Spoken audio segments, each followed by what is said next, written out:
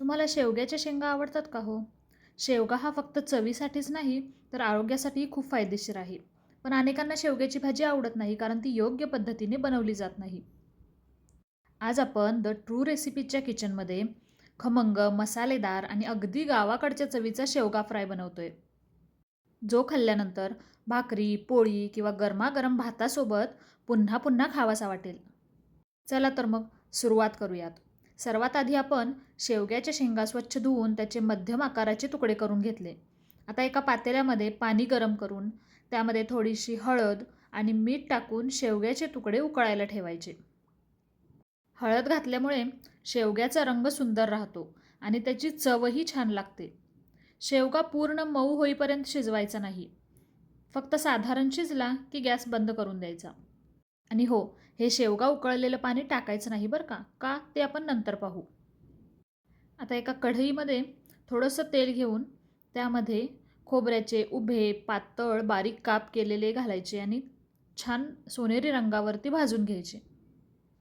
खोबऱ्याचे काप जर का खूप जास्ती पातळ असतील तर ते लवकरच करपायला लागतात.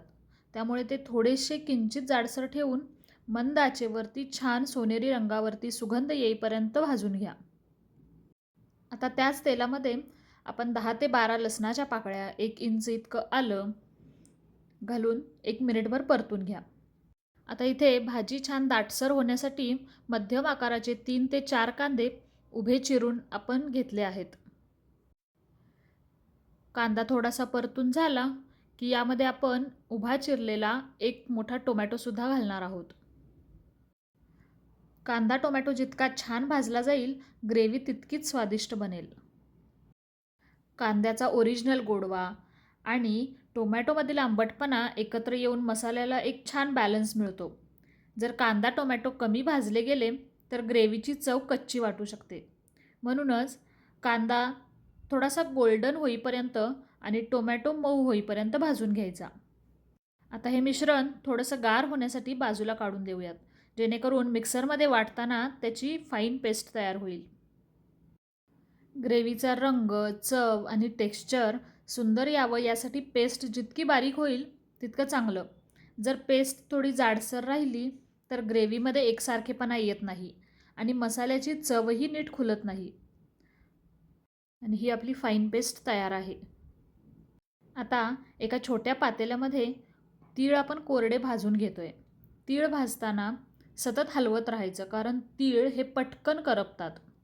तीळ भाजले की त्याचा सुंदर खमंग सुगंध यायला लागतो.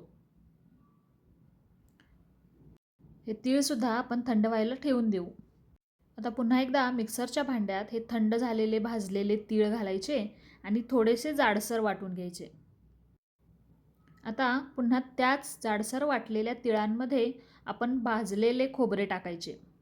पुन्हा एकदा मिक्सर फिरवून छान बारीक पावडर तयार करून घ्यायची. बरं का मंडळी, हे तीळ आणि खोबऱ्याचं कॉम्बिनेशन या भाजीला एकतर अप्रतिम चव देते, त्याचसोबत ग्रेव्हीला घट्टपणा आणि खमंगपणा द्यायचंही काम करते. आता वळूयात मेन ग्रेव्ही बनवण्याकडे. एका कढईमध्ये थोडंसं तेल गरम करा. त्यामध्ये 1 तमालपत्र, 4 लवंगा आणि 4 मिरी टाका. मसाले किंचित भाजले असं वाटलं, त्यांचा सुगंध आला की त्यामध्ये आपण तयार केलेली कांदा, टोमॅटो आणि आले लसणाची पेस्ट टाकून घ्या. आता ही पेस्ट हळूहळू एकसारखी परतत राहायची जोपर्यंत त्याला तेल सुटत नाही. ही पेस्ट तशीच सोडून न देता मधून ढवळत राहायची, जेणेकरून ती एकसारखी भाजली जाते. आता इथे पेस्ट छान भाजून तिला छान तेल सुटलेलं आहे. आता यामध्ये आपण टाकणार आहोत हळद, हिंग, लाल तिखट आणि चवीनुसार मीठ. आता पुन्हा एकदा हे सगळे मसाले मंद ते मध्यम आचेवरती चांगले परतून घ्यायचे. मसाल्यातून तेल वेगळं दिसायला लागलं की समजून जायचं आपला मसाला छान भाजला आहे. मसाला छान हा भाजून झाला की त्यामध्ये आपण टाकणार आहोत तीळ आणि खोबऱ्याची पावडर.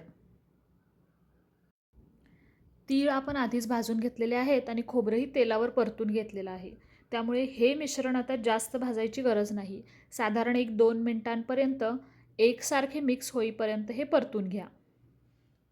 आता या स्टेजला आपण यामध्ये घालतोय शेवगा शिजवलेलं पाणी म्हणजेच शेवग्याचा स्टॉक. हे असं का? तर याच पाण्यामध्ये शेवग्याची चव आणि पौष्टिकता उतरलेली असते. त्यामुळे ते टाकून न देता ग्रेव्हीसाठी हेच पाणी आपण वापरणार आहोत. आता छान व्यवस्थित मिक्स करून याला एक मस्त उकळी फुटू द्या. ग्रेव्ही साधारण 5 ते 7 मिनिटं शिजू द्या, जेणेकरून सगळे मसाले एकजीव होतील.